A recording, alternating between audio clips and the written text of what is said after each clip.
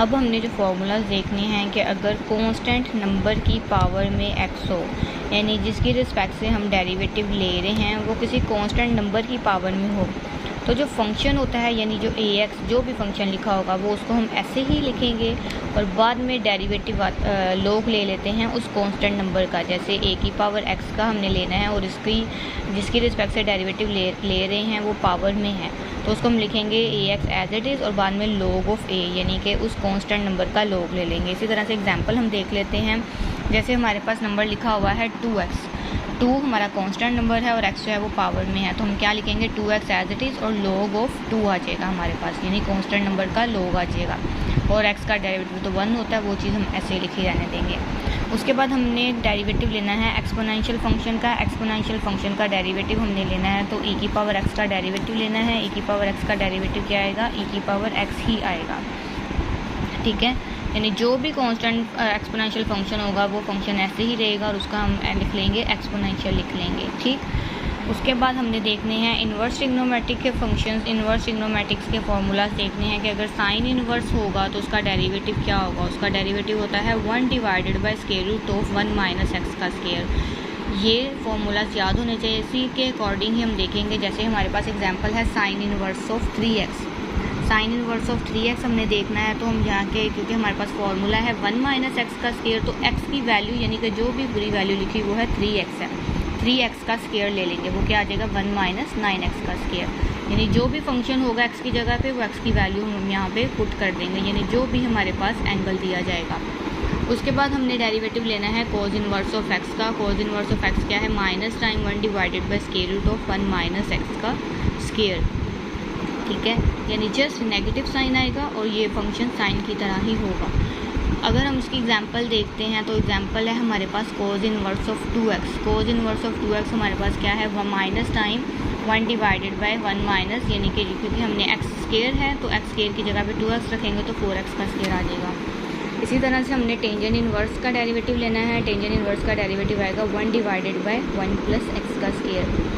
फिर सीकन इन्वर्स का डेरिवेटिव लेना हो तो उसका फॉर्मूला क्या है, मोड ऑफ x, यानी जो भी x की वैल्यू होगी वो लिखेंगे और square root of x square minus 1 आ जाएगा। इसी तरह से अगर हमने कोसीकन इन्वर्स का डेरिवेटिव लेना है तो कोसीकन इन्वर्स का डेरिवेटिव आ जाएगा minus time 1 divided by mod square root of x का स्क्वायर माइनस 1। इसी तरह अगर हमने कोट इन्वर्स का डेरिवेटिव लेना है तो कोट इन्वर्स का डेरिवेटिव आएगा माइनस टाइम 1 प्लस एक्स का स्क्वायर। यानी साइन का और कोस का डेरिवेटिव सेम है, जस्ट नेगेटिव साइन आएगा कोस के साथ। इसी तरह टेंजेंट और कोटेंजेंट का डेरिवेटिव जो है उसका फॉर्मूला जो है सेम है, लेकिन कोट के साथ जो है वो नेगेटिव साइन आएगा।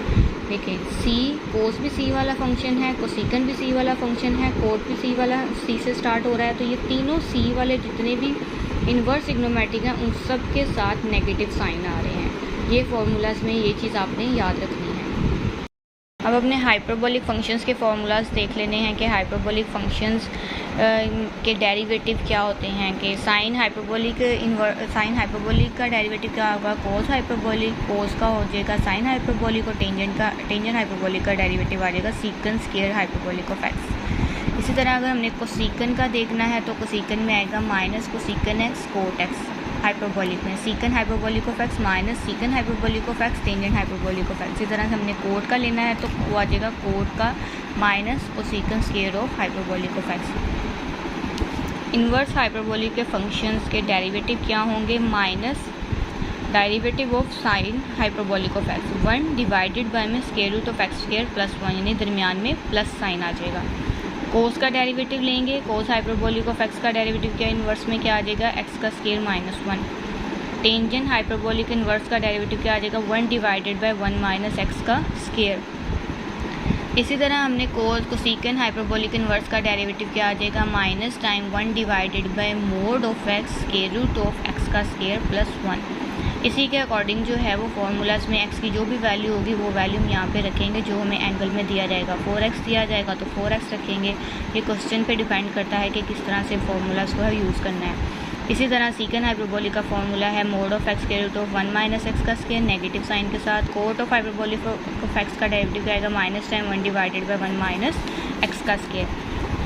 अब कुछ रूल्स हैं जो हमने पढ़ने होते हैं, जैसे कि प्रोडक्ट रूल, मतलब अगर दो फंक्शन मल्टीप्लाई हो रहे हैं और उनका हमें डेरिवेटिव लेने के लिए कहा जाए तो क्या होगा कि फ़र्स्ट फंक्शन यानी u को हम ऐसे ही रहने देंगे और पहले डेरिवेटिव ले लेंगे सेकंड फंक्शन का।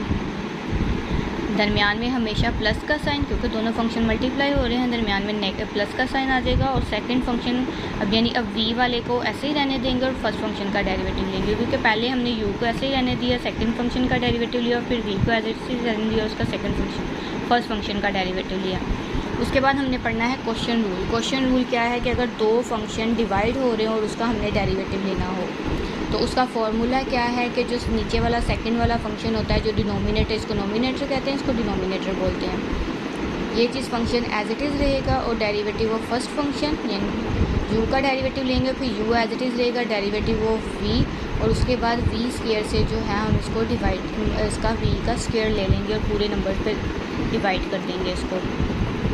यानी v function as it is, derivative of first function, नीचे वाला फंक्शन को ऐसे ही लिखेंगे, साथ में पहले डेरिवेटिव लेंगे ऊपर वाले फंक्शन का, फिर माइनस टाइम u को ऐसे ही रहने देंगे यानी ऊपर वाले फंक्शन को ऐसे ही रहने देंगे, और जो नीचे आपका यानी ये जो v लिखा होगा उसका हम डेरिवेटिव ले लेंगे। उसके बाद पूरी इस चीज़ को डिवाइड कर देंगे, नीचे जो हमारे पास v लिखा हुआ है उस v के स्क्वायर के साथ उस टर्म को हमने जो है वो डिवाइड कर देना है। ये था प्रोडक्ट रूल और ये है हमारा क्वेश्चन रूल। यानी अगर दो फंक्शन मल्टीप्लाई हो और उसका डेरिवेटिव लेना हो तो ये प्रोडक्ट रूल वाला फार्मूला इस्तेमाल करेंगे, और लेकिन अगर दो फंक्शन डिवाइड हो रहे हैं तो उसके लिए हमने जो है वो क्वेश्चन रूल ट्राई करना है।